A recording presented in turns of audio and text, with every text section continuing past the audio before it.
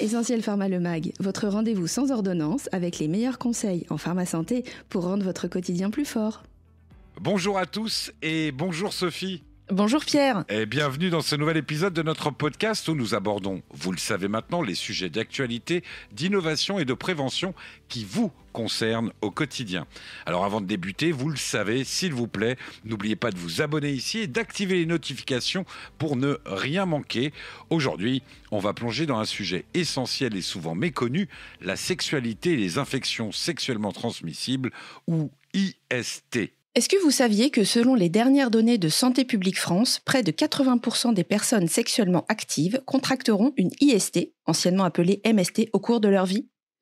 Et parmi elles, beaucoup ne présentent aucun symptôme. C'est dire à quel point l'information et la prévention sont importantes. Absolument. Alors aujourd'hui, on va parler de prévention, de dépistage, mais aussi de l'importance d'être accompagné par des professionnels de santé. Et si vous vous demandez pourquoi ce sujet devrait vous captiver, restez avec nous. On va vous montrer comment des gestes simples peuvent faire toute la différence pour votre santé et celle de votre partenaire. Et n'oubliez pas que votre pharmacien peut être un allié de proximité dans cette démarche. Dépistage, préservatif, conseils, il est là pour répondre à vos questions. Alors que vous soyez jeune adulte, parent ou tout simplement curieux, cet épisode est pour vous. On démystifie tout et on répond à vos interrogations sans tabou. Pour commencer, comment définir une IST de manière simple et claire ? Une IST, c'est une infection qui se transmet principalement lors d'une relation sexuelle avec ou sans pénétration. Cela inclut donc aussi les caresses intimes et le sexe oral comme la fellation ou le cunnilingus. Ce qu'il faut retenir, c'est que certaines IST, comme la chlamydia ou la syphilis, peuvent être asymptomatiques. C'est pourquoi elles passent souvent inaperçues. Et ces infections ne disparaissent pas toutes seules. Sans traitement, elles peuvent avoir des conséquences graves. Infertilité, complications pendant la grossesse, fausses couches, etc. Elles peuvent même être à l'origine de certains cancers, comme ceux causés par le papillomavirus. Tout à fait. D'ailleurs, si vous avez déjà une IST, vous êtes plus vulnérable face à d'autres infections comme le VIH. Pierre, tu disais que certaines IST peuvent être asymptomatiques, mais quels sont les signaux qui devraient nous alerter ? Si vous remarquez des symptômes comme des écoulements inhabituels, des rougeurs, des brûlures ou des démangeaisons au niveau des parties génitales ou encore des douleurs pendant les rapports sexuels, il est important de consulter un professionnel de santé. Et même sans symptômes, il est recommandé de faire un dépistage régulier si vous avez plusieurs partenaires ou si vous commencez une nouvelle relation.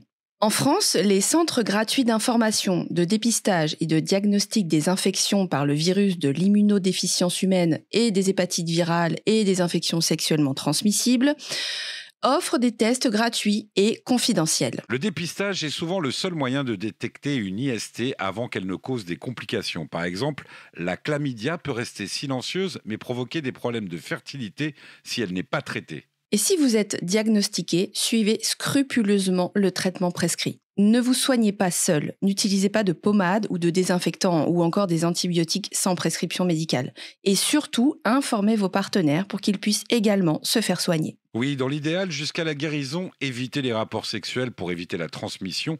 Rappelons aussi que l'utilisation de préservatifs reste essentielle, même après un traitement, pour éviter bien sûr toute réinfection. Exactement. Et saviez-vous que selon une étude récente, près de 25% des personnes ayant eu une IST risquent une réinfection dans l'année si elles ne changent pas leurs habitudes de prévention. Ce chiffre montre bien l'importance de la vigilance, même après un traitement réussi. C'est un rappel essentiel, Sophie. Et pour les jeunes adultes, entre 18 et 25 ans, sachez que vous représentez la tranche d'âge la plus touchée par les IST en France. Cela souligne l'importance de parler ouvertement de ce sujet, sans aucune honte et sans tabou. Retenez que les IST sont fréquentes, mais elles ne sont pas une fatalité. Informez-vous, faites-vous dépister et parlez-en avec vos partenaires et des professionnels de santé. Un dialogue ouvert est la clé pour préserver sa santé sexuelle. Sophie, une question simple. Est-ce qu'il existe des vaccins pour se protéger des IST ? Absolument, Pierre. En France, plusieurs vaccins peuvent protéger contre des infections graves comme l'hépatite B et les papillomavirus humains, HPV. Par exemple, le vaccin contre l'hépatite B est recommandé pour tous les nourrissons nés après le 1er janvier 2018 et pour certains métiers à risque, comme les professionnels de santé. Pour les HPV, la vaccination est idéale entre 11 et 14 ans, avant le début de la vie sexuelle. Mais elle reste possible jusqu'à 19 ans et même jusqu'à 27 ans pour les hommes gays et bisexuels. À ce sujet, je vous invite tous à suivre notre podcast sur la vaccination HPV à l'officine pour en savoir plus. Et pour les hommes gays et bisexuels, il est aussi recommandé de se faire vacciner contre l'hépatite A et la variole du singe, autrement appelée Mpox. C'est un moyen simple et efficace de réduire les risques. Vous pouvez en parler à votre médecin ou consulter des ressources fiables comme sexosafe.fr, un site édité par Santé publique France. On précise aussi qu'il n'existe pas encore de vaccin contre le VIH, mais les progrès scientifiques sont considérables, notamment dans les traitements qui permettent aujourd'hui de vivre une vie normale avec le virus. Oui, passons maintenant à l'outil le plus connu et le plus accessible, le préservatif.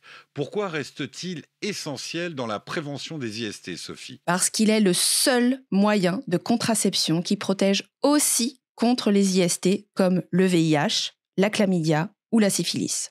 Cela vaut pour les préservatifs externes masculins comme pour les internes féminins. Mais attention, encore faut-il les utiliser correctement. Vérifiez toujours la date de péremption et la présence de la norme CE. Ouvrez l'emballage avec précaution, pas avec vos dents ou des ciseaux. Et ça arrive, ne superposez jamais deux préservatifs car cela augmente les risques de déchirure.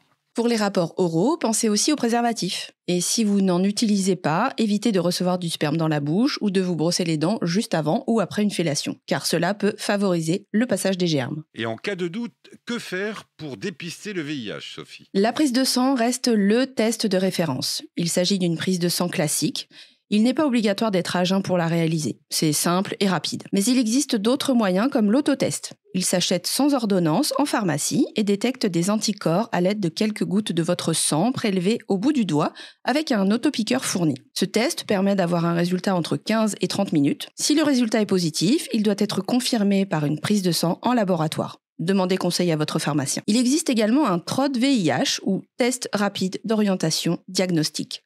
Le TROD fonctionne comme l'autotest. Il détecte des anticorps à l'aide de quelques gouttes de votre sang prélevées au bout du doigt. Une personne formée, souvent dans une association ou un centre de santé, vous donne les résultats. Si le test est positif, il doit également être confirmé par une prise de sang. Très bien. Et quel est le moment propice pour obtenir un résultat fiable ? Il est possible d'obtenir un résultat fiable pour le VIH 1 mois et demi après le rapport non protégé pour la prise de sang, ou 3 mois après pour les autotests ou les TROD à confirmer à l'aide d'une prise de sang. N'oubliez pas, votre médecin et votre pharmacien sont vos alliés de proximité. N'hésitez jamais à solliciter leur aide ou leurs conseils et surtout, bien sûr, sortez couverts. Par cette simple phrase, on s'attaque à un sujet crucial mais souvent tabou. Comment réconcilier les ados avec les préservatifs ? Exactement, Pierre. On sait qu'éduquer les jeunes sur ce sujet est plus qu'important. C'est une priorité. Oui, saviez-vous qu'en France, près de 20% des jeunes affirment que le préservatif enlève de la magie au rapport sexuel. C'est un mythe dangereux. Pourtant, selon Santé publique France, le préservatif reste le seul moyen de contraception qui protège en plus contre les IST. Absolument, Pierre. Et pourtant, en 2022, près de 50% des nouvelles infections au VIH ont concerné les jeunes de moins de 30 ans. Face à ces chiffres, on ne peut pas rester passif. Alors Sophie, pourquoi les ados rechignent-ils à utiliser les préservatifs ? Bonne question, Pierre. D'abord, il y a des idées reçues. C'est inconfortable, ça gâche l'instant, c'est ringard. Ce sont des phrases qu'on entend souvent. Mais ces idées viennent souvent d'un manque d'information ou d'éducation sexuelle. Et c'est là qu'on intervient, parce qu'aujourd'hui, il existe des préservatifs adaptés à toutes les sensibilités. Ultra fins pour une sensation naturelle, texturés pour des sensations inédites, sans latex pour les allergiques, avec différents goûts et même avec des effets chauffants ou retardateurs pour plus de plaisir. Enfin, en cas de panne de courant, il en existe également des phosphorescents. Bref, c'est le prochain hit accessoire. Il n'y a plus aucune excuse. Toutes ces options sont sympathiques, mais il peut malgré tout exister la barrière du coût. Depuis le 1er janvier 2023, grâce à une initiative présidentielle, certains préservatifs sont gratuits pour les moins de 26 ans en pharmacie, sans ordonnance. Ça change la donne. Oui, et pour les plus de 26 ans, ils sont remboursés à 60% sur prescription médicale. Et leur coût reste très abordable, environ 1,30 € pour une boîte de 6 préservatifs en pharmacie avant remboursement. Et pour ceux qui préfèrent d'autres options, sachez que les préservatifs sont disponibles dans les centres de santé sexuelle, les associations comme AIDS et même dans les distributeurs automatiques. Une enquête montre d'ailleurs que seuls 39% des jeunes connaissent cette mesure de gratuité des préservatifs. C'est énorme, non? Oui, et c'est un problème. Ce qu'il faut comprendre, c'est que le préservatif est un outil de protection à 360 degrés. La pilule, le diaphragme, la crème spermicide ou le stérilet, autre moyen de contraception utilisé pour éviter une grossesse non désirée, ne sont d'aucune efficacité contre les IST transmissibles par le biais des échanges de fluides corporels. Et ce n'est pas qu'une question de santé, c'est aussi une question de bien-être. Alors Sophie, on le sait, parler de sexualité et de préservatif avec des ados, ce n'est pas facile. Quelles sont tes astuces? Je dirais, première règle, rester ouvert et sans jugement. Utilisez des mots simples mais précis, comme protection et plaisir partagé. Deuxième règle, montrez des exemples positifs. Pourquoi ne pas leur dire le préservatif, c'est aussi un moyen de respecter ton partenaire en protégeant sa santé, pas juste la tienne. C'est un acte de responsabilité et en plus, il existe des modèles super fins et agréables à porter pour que tout le monde y trouve son compte. Informer vos ados, c'est aussi leur donner les clés pour une vie sexuelle épanouie et responsable. Alors, cap ou pas cap de leur en parler? Cap. Et surtout, chers parents, n'oubliez pas que cette conversation peut littéralement sauver des vies. Saviez-vous, Sophie, qu'en France, selon une étude IFOP de 2023, 48% des couples déclarent ressentir une pression liée à la performance sexuelle? On parle de durée, de fréquence et même de résultats, comme si la sexualité devait être notée sur 10. Et pourtant, selon les sexologues, le plaisir ne se mesure pas en minutes ni en intensité. C'est une expérience globale qui mélange la dimension physique, émotionnelle et psychique. Et c'est là que la tendresse joue un rôle crucial. Exactement, et c'est ce qu'on va changer dans cet épisode. D'abord, posons les bases. On confond souvent libido et plaisir, mais ce sont deux choses distinctes. Tout à fait.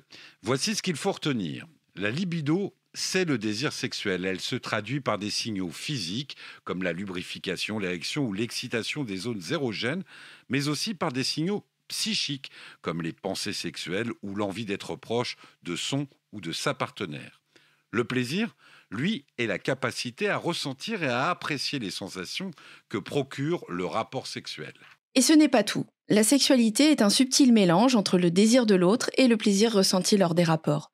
Mais attention, cet accord-décor n'est pas automatique. Il se construit avec consentement dans la durée, avec de l'écoute, de l'attention et surtout beaucoup de tendresse. C'est exactement ça. Dans un couple, l'intimité sexuelle, ça se travaille et ça s'entretient. Alors pourquoi est-ce si difficile de dire non à cette pression de la performance ? Déjà parce qu'elle est omniprésente, les médias, les réseaux sociaux et même la pornographie véhiculent cette idée qu'il faut toujours être au top. Résultat, beaucoup de personnes, notamment les hommes, ressentent une immense pression. Selon une enquête IFOP, 62% des hommes admettent s'inquiéter de ne pas être suffisants au lit. Et ça a des conséquences. Cette pression entraîne du stress, des baisses de libido et peut même causer des troubles comme l'anxiété de performance ou des dysfonctions érectiles. Sans compter que cela nuit à la complicité dans le couple. Mais il y a une bonne nouvelle, on peut briser ce cercle vicieux en se concentrant sur la tendresse. Oui, la tendresse, c'est ce qui nourrit l'intimité. Des gestes simples comme une caresse, un mot doux, un regard complice. Tout ça favorise la libération d'ocytocine, l'hormone de l'attachement, qui aide à renforcer les liens et le plaisir partagé. Et scientifiquement, c'est prouvé. Une étude de l'Université de Montréal montre que les couples qui consacrent du temps aux caresses et aux préliminaires rapportent 74% plus de satisfaction sexuelle que ceux qui les négligent. Et ce n'est pas seulement une question de préliminaires. Les gestes tendres en dehors de la chambre à coucher, comme un câlin spontané ou un message attentionné, renforcent aussi le désir et l'harmonie dans le couple. Alors Sophie, quels conseils pratiques peut-on donner à nos auditeurs pour remettre la tendresse au centre de leur vie intime? Je dirais d'abord, osez ralentir. Prenez le temps d'explorer les caresses, les baisers et même les silences. Ce sont des moments où vous apprenez à mieux connaître votre partenaire sans vous focaliser sur un résultat. Ensuite, variez les plaisirs, découvrez ensemble ce qui vous fait du bien, que ce soit des massages, des paroles érotiques ou même de nouvelles approches sensorielles. Et surtout, communiquez. N'ayez pas peur de dire ce qui vous plaît ou de demander plus de douceur. Le plaisir, ça se construit à deux, dans le consentement, dans l'échange et la bienveillance. Pour terminer, souvenez-vous, la clé d'une sexualité épanouie, c'est une bonne information et des gestes de protection adaptés. Et pour vous informer de manière fiable, voici quelques sources à consulter sans modération. Onsexprime.fr, un site pour les jeunes, développé par Santé publique France, qui aborde la sexualité avec pédagogie et respect. Sexosafe.fr, un site officiel dédié à la santé sexuelle entre hommes, mais pas que, avec des conseils pratiques et des informations sur la prévention des IST, la PrEP et les dépistages.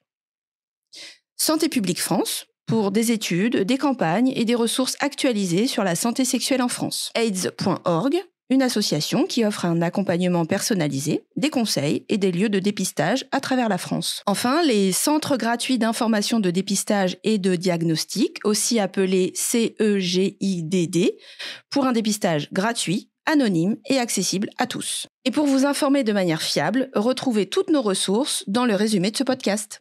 Prenez le temps d'échanger avec des professionnels de santé. Absolument, Pierre. Merci à nos auditeurs de nous avoir suivis. Et merci, vous êtes de plus en plus nombreux à nous suivre. Si cet épisode vous a plu, vous le savez maintenant, n'hésitez pas à le partager autour de vous et à nous suivre pour d'autres sujets santé. À très vite pour un prochain épisode. Essentiel Pharma, votre réflexe santé.